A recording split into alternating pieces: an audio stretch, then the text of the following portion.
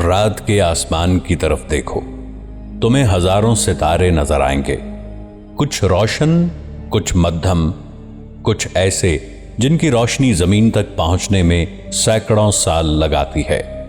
لیکن ایک لمحے کے لیے تصور کرو، اگر کوئی ایسی مشین موجود ہو جو صرف ستاروں کو نہ دیکھے بلکہ وقت میں پیچھے جھانک سکے، اتنا پیچھے کہ وہ اس لمحے کو دیکھ لے جب پہلی کہکشائیں وجود میں آ رہی تھیں، جب کائنات ابھی بچپن میں تھی، جب ستارے پہلی بار جلنا شروع ہوئے تھے۔ یہ سائنس فکشن نہیں، یہ حقیقت ہے، اور اس حقیقت کا نام ہے جیمز ویب اسپیس ٹیلیسکوپ۔ ایک ایسا ٹیلیسکوپ جس پر تقریباً 10 ارب ڈالر خرچ ہوئے، ایک ایسی مشین جسے بعض سائنسدان ٹائم مشین کہتے ہیں، کیونکہ یہ جتنا دور دیکھتا ہے اتنا ہی ماضی میں دیکھتا ہے۔ اور آج یہ ٹیلیسکوپ انسانیت کے سب سے بڑے سوال کا جواب تلاش کرنے کی کوشش کر رہا ہے۔ ہم کہاں سے آئے؟ کائنات کی ابتدا کیسے ہوئی؟ اور کیا واقعی بگ بینگ کے فوراً بعد کی جھلک دیکھی جا سکتی ہے؟ لیکن اس کہانی کی شروعات ویب ٹیلیسکوپ سے نہیں ہوتی، بلکہ ایک ایسے شخص سے ہوتی ہے جس نے تقریباً 1 صدی پہلے ایک حیران کن دریافت کی۔ اس شخص کا نام تھا ایڈون ہبل۔ 1920 کی دہائی میں ہبل نے آسمان کا مشاہدہ کرتے ہوئے ایک عجیب بات نوٹ کی۔ تقریباً تمام کہکشائیں ہم سے دور جا رہی تھیں، اور جتنی دور کوئی کہکشاں ہوتی ہے وہ اتنی ہی تیزی سے دور بھاگ رہی ہوتی ہے۔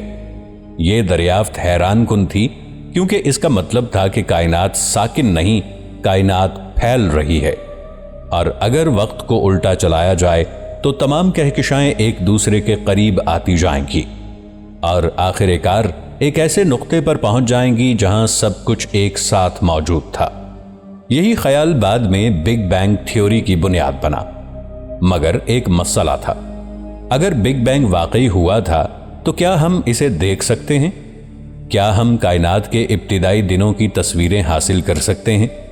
کئی دہائیوں تک جواب تھا نہیں، کیونکہ ہماری ٹیکنالوجی اتنی طاقتور نہیں تھی۔ پھر آیا ہبل اسپیس ٹیلیسکوپ۔ سن 1990 میں خلا میں بھیجا گیا یہ ٹیلیسکوپ انسانیت کی آنکھ بن گیا۔ اس نے اربوں نوری سال دور موجود کہکشاؤں کی تصاویر لیں، ایسی تصاویر جنہوں نے سائنس کو بدل کر رکھ دیا۔ لیکن جلد ہی سائنسدانوں کو معلوم ہوا کہ ہبل کی بھی حدود ہیں۔ یہ کائنات کے اتنے ابتدائی دور کو نہیں دیکھ سکتا جتنا وہ دیکھنا چاہتے تھے، کیونکہ ایک مسئلہ موجود تھا، روشنی کا مسئلہ۔ جب کائنات پھیلتی ہے تو دور دراز کہکشاؤں سے آنے والی روشنی بھی کھنچ جاتی ہے، اور وقت کے ساتھ ساتھ وہ روشنی مرئی روشنی سے نکل کر انفراریڈ شعاؤں میں تبدیل ہو جاتی ہے۔ یعنی کائنات کی سب سے قدیم کہکشائیں ایسی روشنی خارج کر رہی ہیں جسے ہبل مکمل طور پر دیکھ ہی نہیں سکتا۔ انسانیت کو ایک نئی آنکھ چاہیے تھی، ایک ایسی آنکھ جو انفراریڈ کائنات کو دیکھ سکے۔ اور پھر شروع ہوا تاریخ کے سب سے پیچیدہ سائنسی منصوبوں میں سے ایک ایسا منصوبہ جسے مکمل ہونے میں تقریباً 30 سال لگ گئے۔ انجینئرز، فلکیات دان، فزکس کے ماہرین، ہزاروں لوگ، اربوں ڈالر، اور ایک خواب، کائنات کے آغاز کو دیکھنے کا خواب۔ لیکن مسئلہ صرف طاقتور لینز بنانے کا نہیں تھا، اصل مسئلہ تھا حرارت، کیونکہ انفراریڈ روشنی دیکھنے کے لیے ٹیلیسکوپ کو انتہائی ٹھنڈا ہونا ضروری تھا۔ اگر یہ گرم ہو جاتا تو اپنی ہی حرارت کو دیکھنے لگتا، بالکل ایسے جیسے آپ دھند میں کھڑے ہو کر دور دیکھنے کی کوشش کرو۔ اسی لیے سائنسدانوں نے ایک حیران کن حل تیار کیا، ایک ایسا سن شیلڈ جو تقریباً ٹینس کورٹ کے برابر تھا، 5 تہوں پر مشتمل، انسانی بال سے بھی باریک تہیں جن کا کام صرف ایک تھا، سورج کی حرارت کو روکنا اور ٹیلیسکوپ کو انتہائی سرد حالت میں رکھنا۔ پھر آیا آئینے کا مرحلہ۔ ویب کا مرکزی آئینہ 5.6 میٹر چوڑا ہے۔ یہ ہبل کے آئینے سے کئی گنا بڑا ہے، اور اسی وجہ سے یہ زیادہ روشنی جمع کر سکتا ہے۔ زیادہ روشنی کا مطلب زیادہ دور دیکھنے کی صلاحیت، اور زیادہ دور دیکھنے کا مطلب زیادہ ماضی دیکھنا۔ مگر ایک نیا مسئلہ پیدا ہو گیا۔ اتنا بڑا آئینہ راکٹ میں فٹ ہی نہیں ہو سکتا تھا، اسی لیے انجینئرز نے ایک ناقابل یقین فیصلہ کیا، آئینے کو فولڈ کر دیا گیا۔ جی ہاں، دنیا کا سب سے طاقتور خلائی ٹیلیسکوپ ایک اوریگامی کی طرح تہہ کر کے بنایا گیا، اور پھر انتظار شروع ہوا، کیونکہ سب جانتے تھے اگر لانچ کے دوران کوئی ایک چیز بھی غلط ہو گئی تو $10 ارب کا منصوبہ چند لمحوں میں ختم ہو سکتا تھا۔ 25 دسمبر سن 2021، کرسمس کا دن، دنیا بھر کے سائنسدان سانس روکے بیٹھے تھے۔ راکٹ لانچ ہونے والا تھا۔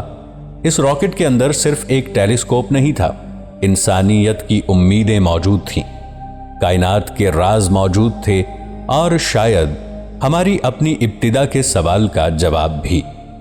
کاؤنٹ ڈاؤن شروع ہوا۔ 10، 9، 8، 7، اور پھر راکٹ کے انجن آگ کی دیوار میں تبدیل ہو گئے۔ زمین کانپ اٹھی، اور چند لمحوں بعد ویب ٹیلیسکوپ زمین سے دور سفر شروع کر چکا تھا۔ اسی لمحے دنیا بھر میں خوشی کی لہر دوڑ گئی، لیکن حقیقت یہ تھی کہ سب سے خطرناک مرحلہ ابھی شروع ہوا تھا۔ کیونکہ خلا تک پہنچنا آسان تھا، اصل امتحان خلا میں زندہ رہنا تھا۔ ویب ٹیلیسکوپ ایک عام مشین نہیں تھا، یہ ایک دیوہیکل اوریگامی تھا۔ اس کے بڑے آئینے فولڈ تھے، اس کا سن شیلڈ تہہ شدہ تھا، اس کے متعدد حصے بند تھے اور انہیں خلا میں جا کر خود کھلنا تھا۔ یہ پورا عمل اتنا پیچیدہ تھا کہ انجینئرز اسے مذاق میں 344 سگنل پوائنٹ آف فلیئرز کہتے تھے، یعنی 344 ایسے مراحل جن میں سے کسی ایک میں خرابی پورے مشن کو ختم کر سکتی تھی۔ اور سب سے خوفناک بات، ویب اتنا دور جانے والا تھا کہ اس کی مرمت ممکن نہیں تھی۔ ہبل ٹیلیسکوپ کی مرمت کئی بار خلابازوں نے کی تھی، مگر ویب نہیں۔ اگر یہ خراب ہو جاتا تو سب کچھ ختم ہو جاتا۔ لانچ کے بعد ٹیلیسکوپ تقریباً 15 لاکھ کلومیٹر دور ایک خاص مقام کی طرف روانہ ہوا۔ اس مقام کو کہتے ہیں لیگرینج پوائنٹ L2۔ یہ خلا کا ایک عجیب مقام ہے جہاں زمین اور سورج کی کشش ثقل ایک خاص توازن پیدا کرتی ہے۔ یہ ایک ایسا مقام ہے جہاں ویب نسبتاً کم توانائی استعمال کرتے ہوئے اپنی پوزیشن برقرار رکھ سکتا ہے، لیکن وہاں پہنچنے میں تقریباً 1 ماہ لگنا تھا، اور اس 1 ماہ کے دوران ہر دن ایک نیا خطرہ موجود تھا۔ پہلا مرحلہ شروع ہوا، سولر پینل کھلنا تھا۔ اگر یہ نہ کھلتا تو ٹیلیسکوپ کے پاس بجلی نہ ہوتی۔ چند لمحے گزرے اور پھر سگنل موصول ہوا۔ سولر پینل کامیابی سے کھل چکا تھا۔ کنٹرول روم میں تالیاں گونج اٹھیں، مگر جشن منانے کا وقت نہیں تھا، کیونکہ اگلا مرحلہ اس سے بھی زیادہ خطرناک تھا۔ دن گزرتے گئے اور ویب آہستہ آہستہ خود کو کھولتا گیا۔ پھر آیا وہ لمحہ جس سے انجینئرز سب سے زیادہ خوفزدہ تھے، سن شیلڈ کی تنصیب۔ یہ صرف ایک کپڑا نہیں تھا، یہ پورے مشن کا دل تھا۔ اگر سن شیلڈ صحیح طرح نہ کھلتا تو ٹیلیسکوپ مطلوبہ درجہ حرارت تک کبھی نہ پہنچ پاتا، اور اگر ایسا ہوتا تو ویب تقریباً بیکار ہو جاتا۔ تصور کریں، 5 انتہائی باریک تہیں خلا کے خلا میں، 15 لاکھ کلومیٹر دور، اور ہر تہہ کو بالکل درست طریقے سے کھلنا تھا، کسی فلم کے سسپینس سین کی طرح۔ دنیا انتظار کرتی رہی، گھنٹے گزرتے گئے، اور پھر آخر کار تصدیق آ گئی۔ سن شیلڈ کامیابی سے کھل چکا تھا، ایک اور بڑا خطرہ ٹل گیا تھا، مگر ابھی آئینے باقی تھے۔ ویب کا سنہری آئینہ 18 الگ الگ حصوں پر مشتمل ہے۔ ہر حصہ نہایت درست زاویے پر نصب ہونا تھا، ذرا سا فرق بھی تصویر کو خراب کر سکتا تھا، اور اب یہ حصے ایک ایک کر کے کھلنے لگے۔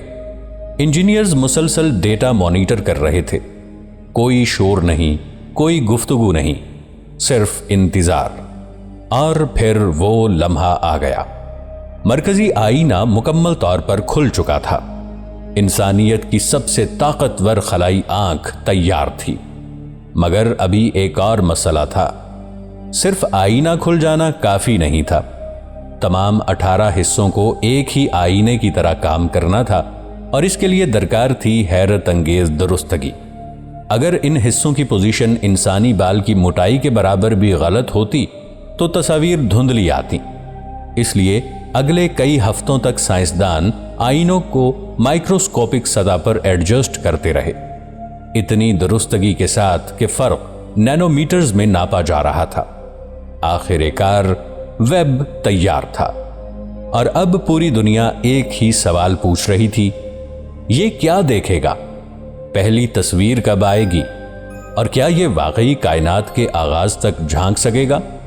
پھر آیا 12 جولائی 2022، وہ دن جس کا انتظار دہائیوں سے کیا جا رہا تھا۔ دنیا بھر کے ٹی وی چینلز، اخبارات، سائنسدان اور عام لوگ، سب کی نظریں ایک سکرین پر تھیں۔ پہلی سرکاری تصویر سامنے آنے والی تھی، اور جب تصویر ظاہر ہوئی تو کئی لوگ چند لمحوں کے لیے خاموش ہو گئے، کیونکہ وہ تصویر ناقابل یقین تھی۔ بظاہر تصویر میں صرف چند روشن نقطے دکھائی دے رہے تھے، لیکن حقیقت کچھ اور تھی۔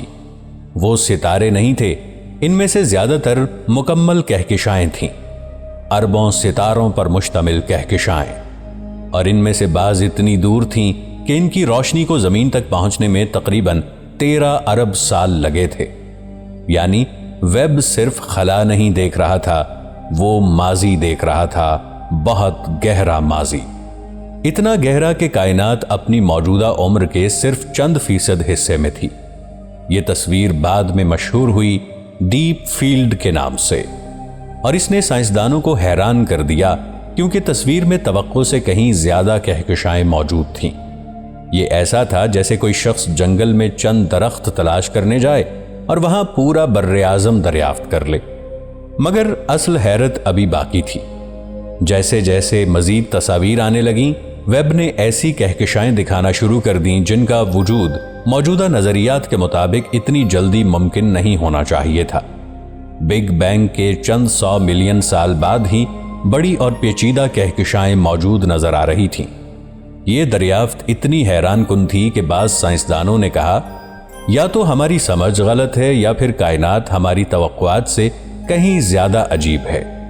اچانک وہ ٹیلیسکوپ جو صرف سوالوں کے جواب تلاش کرنے آیا تھا، نئے سوال پیدا کرنے لگا، اور یہی وہ لمحہ تھا جب دنیا کو احساس ہوا، جیمز ویب صرف ایک طاقتور دوربین نہیں، یہ ایک ایسی مشین ہے جو شاید ہماری پوری کائناتی کہانی دوبارہ لکھنے والی ہے۔ پہلی تصاویر جاری ہونے کے بعد دنیا بھر کے سائنسدان کام میں مصروف ہو گئے۔ ہر نئی تصویر، ہر نیا ڈیٹا پیکٹ، ہر نیا مشاہدہ ممکنہ طور پر ایک نئی دریافت ثابت ہو سکتا تھا۔ شروع میں سب کو یہی امید تھی کہ ویب ان نظریات کی تصدیق کرے گا جو پہلے سے موجود تھے، یعنی یہ ہمیں وہی دکھائے گا جس کی سائنسدان توقع کر رہے تھے۔ لیکن چند ہی مہینوں میں صورتحال بدلنے لگی۔ ویب نے ایسی چیزیں دیکھنا شروع کر دیں جنہیں دیکھنے کی کسی نے توقع نہیں کی تھی۔ سب سے پہلے تو سائنسدانوں نے انتہائی قدیم کہکشاؤں کی تلاش شروع کی۔ ان کا مقصد تھا ایسی کہکشائیں تلاش کرنا جو بگ بینگ کے فوراً بعد وجود میں آئی ہوں۔ نظریاتی طور پر ابتدائی کائنات میں کہکشائیں چھوٹی ہونی چاہیے تھیں، بے ترتیب ہونی چاہیے تھیں، اور انہیں مکمل شکل اختیار کرنے میں اربوں سال لگنے چاہیے تھے۔ لیکن ویب نے جو دیکھا اس نے سب کو حیران کر دیا۔ بعض کہکشائیں غیر متوقع طور پر بڑی تھیں، بعض حیران کن حد تک روشن تھیں، اور کچھ تو ایسی لگ رہی تھیں جیسے انہیں بننے کے لیے کافی وقت ہی نہیں ملا تھا۔ گویا کائنات نے اپنے ارتقاء کا عمل ہماری توقع سے کہیں زیادہ تیزی سے مکمل کیا ہو۔ سائنسدانوں نے بار بار حساب لگایا، دوبارہ مشاہدات کیے، ڈیٹا چیک کیا، لیکن نتائج وہی رہے۔ کچھ نہ کچھ عجیب ضرور تھا۔ پھر ایک اور حیران کن چیز سامنے آئی۔ ویب نے ایسی کہکشائیں دیکھیں جن کی روشنی تقریباً 13 ارب سال پرانی تھی۔ اس کا مطلب تھا کہ ہم ان کہکشاؤں کو اس حالت میں دیکھ رہے تھے جب کائنات ابھی اپنی موجودہ عمر کے صرف چند فیصد حصے پر تھی۔ ज़रा तसव्वुर करो, उस वक्त ना ज़मीन मौजूद थी, ना सूरज, ना हमारा निज़ाम शमसी, ना इंसान, ना डायनासॉर्स, यहाँ तक कि हमारी कहकशाएं भी मुकम्मल शक्ल इख्तियार नहीं कर पाई थीं। और वेब उस दौर की रोशनी देख रहा था। यही वजह है कि बाज़ लोग इसे टाइम मशीन कहते हैं, क्योंकि जब हम दूर दराज खला को देखते हैं तो दरअसल माजी को देख रहे होते हैं। अगर कोई सितारा 1000 नूरी साल दूर है तो हम उसे 1000 साल पुराना देख रहे हैं। अगर कोई कहकशां 1 अरब नूरी साल दूर है तो हम उसे 1 अरब साल पुराना देख रहे हैं। और अगर कोई शय 13 अरब नूरी साल दूर हो तो हम तकरीबन कायनात के आगाज के करीब पहुंच जाते हैं। लेकिन सवाल ये था, क्या हम बिग बैंग को खुद देख सकते हैं? जवाब था नहीं, और इसकी वजह हैरान कुन है। बिग बैंग के फौरन बाद कायनात इतनी गर्म और इतनी घनी थी कि रोशनी आजादाना सफर नहीं कर सकती थी। हर तरफ प्लाज्मा मौजूद था, रोशनी मुसलसल जर्रात से टकरा रही थी, इसीलिए कायनात एक धुंधले पर्दे की तरह थी। फिर तकरीबन 3,80,000 साल बाद कायनात ठंडी होना शुरू हुई। पहली बार रोशनी आजाद हुई, और इसी रोशनी को आज हम कहते हैं कॉस्मिक माइक्रोवेव बैकग्राउंड। ये दरअसल बिग बैंग की बाकी मांदा रोशनी है। वेब बराह रास्त बिग बैंग तक नहीं देख सकता, लेकिन वो उस दौर के बहुत करीब पहुंच सकता है, इतना करीब जितना इंसानियत पहले कभी नहीं पहुंची, और यही चीज इसे खास बनाती है। फिर एक और हैरत सामने आई। वेब ने कहकशाओं के अंदर मौजूद सितारों की नर्सरियां देखना शुरू कर दी।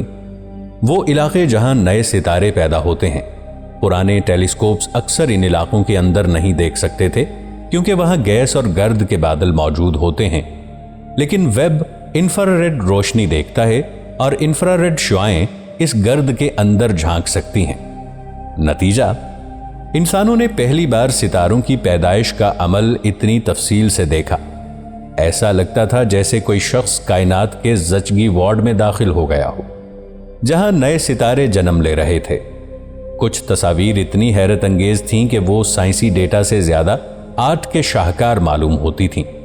रंग बरंगे गैस के बादल, रोशनी की अजीम लहरें, और उनके दरमियान पैदा होते सितारे। लेकिन वेब सिर्फ सितारों की पैदाइश नहीं देख रहा था, वो सितारों की मौत भी देख रहा था। जब बड़े सितारे अपनी जिंदगी खत्म करते हैं तो जबरदस्त धमाकों के साथ फट जाते हैं। इन्हें सुपरनोवा कहा जाता है। ये धमाके इतने ताकतवर होते हैं कि चंद लम्हों के लिए पूरी कहकशां से ज्यादा रोशन हो सकते हैं, और इन्हीं धमाकों में वो अनासिर बनते हैं जिनसे बाद में सैयारे और जिंदगी वजूद में आती है। आपके जिस्म में मौजूद कैल्शियम, आपके खून में मौजूद आयरन, आपकी हड्डियों में मौजूद मादनियात, ये सब कभी किसी मरे हुए सितारे के अंदर बने थे।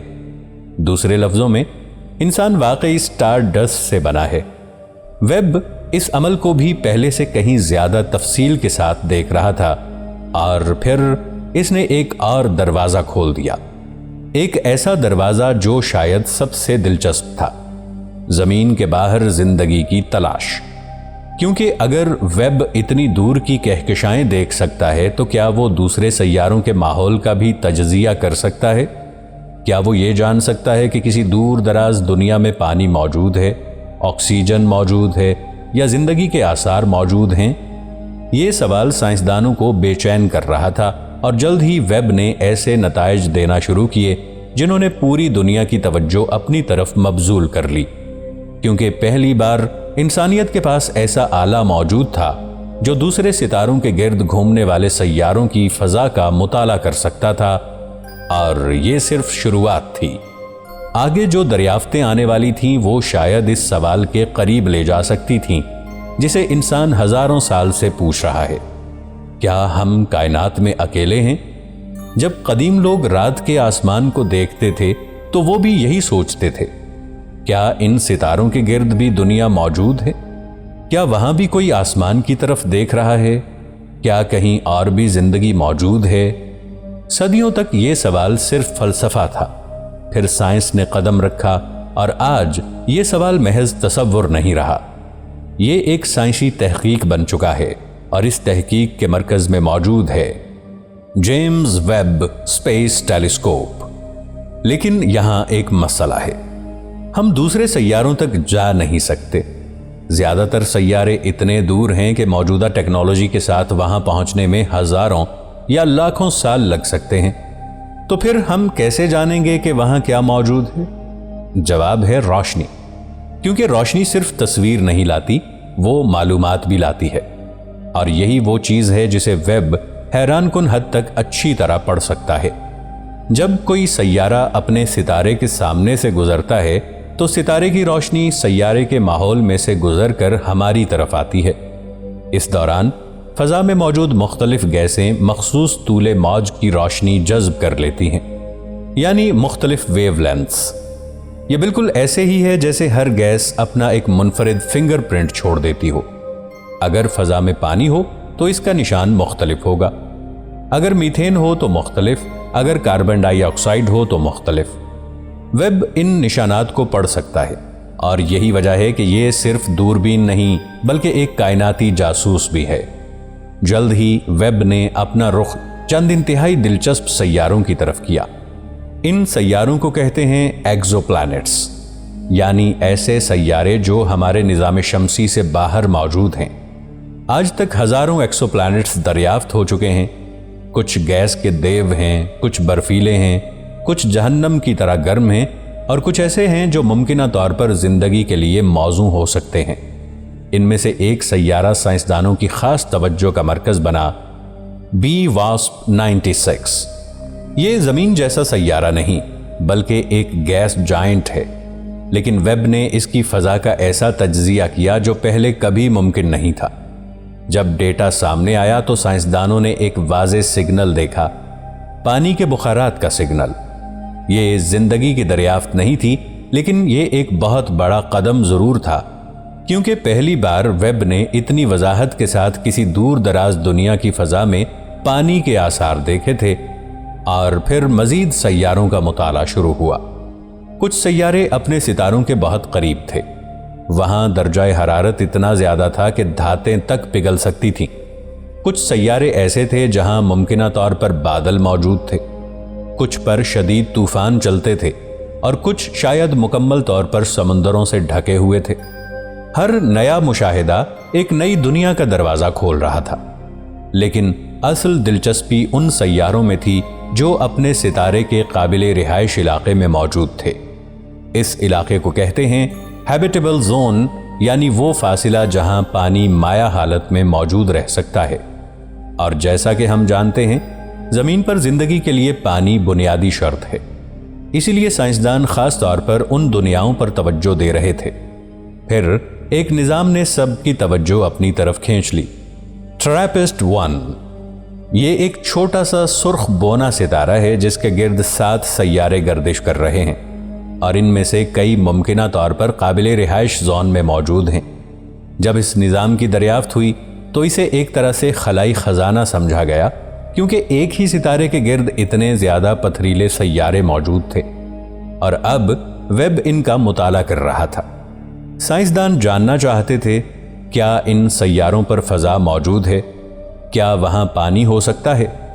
क्या वहां जिंदगी के लिए मौजू हालात हैं? अभी तक हतमी जवाब नहीं मिला, लेकिन वेब आहिस्ता आहिस्ता पर्दा हटा रहा है, और हर नया मुशाहिदा हमें सच्चाई के करीब ले जा रहा है। मगर यहां एक और दिलचस्प सवाल पैदा होता है, अगर हमें किसी सैयारे की फजा में ऑक्सीजन मिल जाए तो क्या इसका मतलब जिंदगी है? जरूरी नहीं। अगर हमें मेथीन मिल जाए तो क्या इसका मतलब जिंदगी है? जरूरी नहीं। लेकिन अगर मखसूस गैसें एक साथ मौजूद हों तो मामला बदल जाता है। मिसाल के तौर पर जमीन पर ऑक्सीजन की बड़ी मिकदार का एक अहम सबब जिंदगी है। अगर जिंदगी ना हो तो ऑक्सीजन वक्त के साथ कम होती जाए।